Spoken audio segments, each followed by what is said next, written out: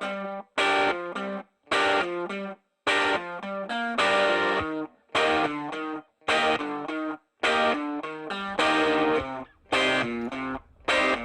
here's a good shot of what is in the bag.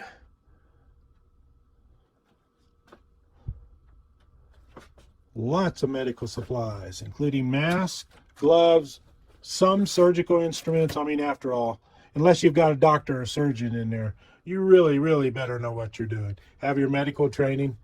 Of course, we're talking towels, notepad, we're talking blood pressure cuff, talking shears, we're talking about your typical antibiotics, lots of wrapping, gauze, wound care kits, even a chest seal for the individuals, alcohol swabs, pads, cleaning, lots of boo-boo things like band-aids, and even the larger ones that go on larger parts of your body, you bet. They do get expensive, but have a good supply.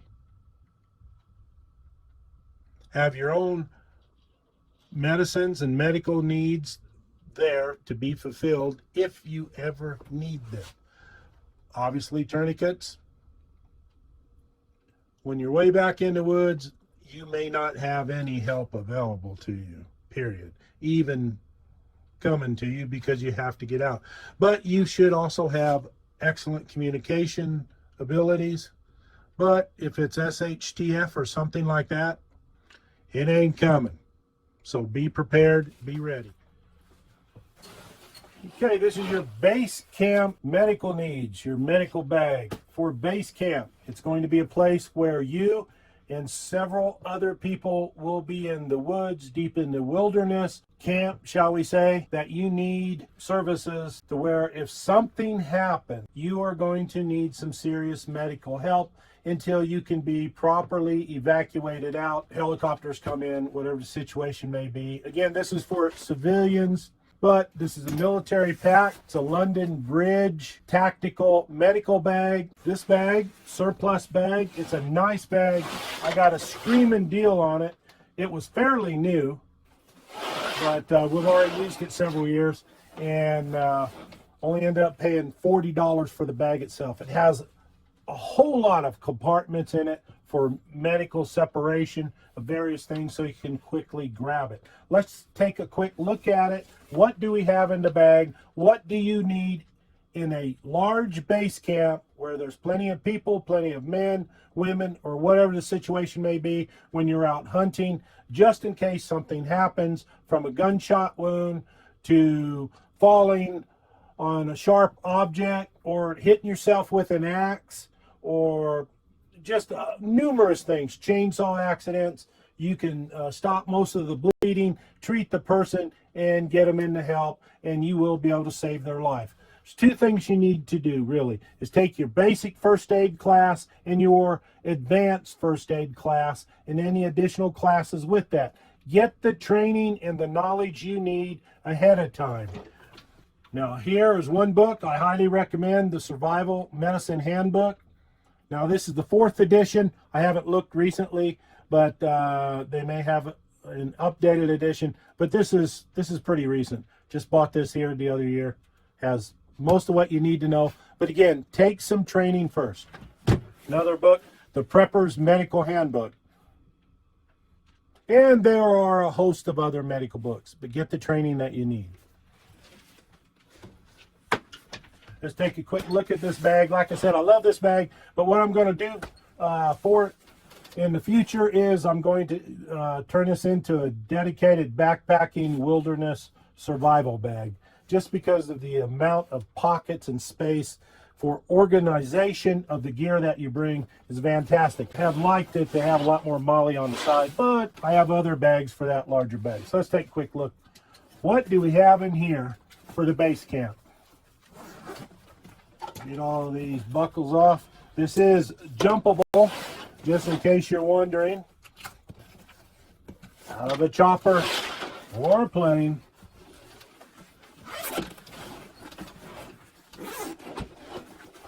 I love it. Folds out. Look at that. This is what I'm talking about, organization. Quickly look at some of the gear that we brought, medical supplies, I should say. Obviously, plethora, that means a lot. Tourniquets, just in case you need them. Very, very important. Speeding through here, just to give you an idea. Wraps, tape, is what you need. More. Take care of sprains, things of this nature. All of these supplies, like I said, are available on the open market, civilian market, surplus market, if you want. We're talking about gauze. We're talking about supplies that can take care of a chest wound, band-aids, all kinds of different things that you need. Quickly moving on. And I know I'm going fast, but I'm trying to make the video within a certain time limit, which is good. In here, we do have the wound care kit.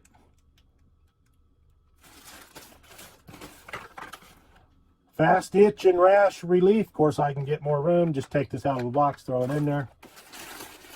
Okay, alcohol cleansing pads, more tape, alcohol swabs, more tape. Let me quickly go over here. Now this here's nice. You can hand these out to people that need them. These are little boo-boo things. Basically what I mean by that is just some flexible Band-Aid fabric holders where you have the actual Band-Aids in here. Probably, it says 8, all one size. But you can go ahead and open this up and change them out a little bit and add something extra in there. Throw that over there. Neosporin, if you're allergic to that, you should always carry in another type antibiotic for simple wounds. Moving along, go a little bit more. Now we're getting into some more serious things, getting into the drugs and additional things. This is a chest seal. An actual real blood pressure cuff cup. Remember, you have to take your training. Gloves, I always refer to them in many videos as surgical gloves. Here, again, these things are all available on the open market. Got your pain relievers, acetaminophen, Tylenol, in other words, something like that. Headache relief with a little bit of caffeine in there, and aspirin. It will knock out a headache, provided you're not allergic to anything. Ibuprofen, you get over 60, you might not want to take this if you're out in the woods because this could cause problems. It's all documented. Again, you have to do your research. Aspirin, that's maybe something else too you might want to be careful with if you're on blood thinners or something. So, shears, believe it or not, a thermometer, couple of them. A lot of times they don't want to work. Okay, your pain relief gel, things of this nature, deep heating, that's a name brand, but you get the picture there. Take care of things. Forceps, shears, things. You're starting to get into the deeper meanings of life where you start bringing out scalpels, blades. That's only for really qualified people that can go ahead and do this. On these, just move this out of the way. I'll put this up later. Moving right along. You can see you can pack a lot of gear in here. All kinds of stuff. Really good stuff. Now, let me see. On the outside, remember, personal meds can go in here. But again, this here is for a base camp. So it's for a lot of different people. Only 1 or 2 designated individuals should have access to everything in here, depending upon how your camp is set up. But obviously, everyone has their own individual IFAC or individual first aid kit, and they're trained on how to use it, take care of certain things. Now, on the outside, just threw in some quick things here. You have your flashlight, typical knife, some cordage. This is air hose, which you could also use this as cordage. It's really great. Have a lot of that laying around. Why not use it? So there you have it, folks. Now this kit, I'll tell you what, this bag is great. You can do many things to it. It's got lots of compartments, lots of everything. You can change it up. It would make an excellent And I'm not selling you on it. I'm just telling you. This bag is great. Only paid $40 for it. So I'm pretty happy about that.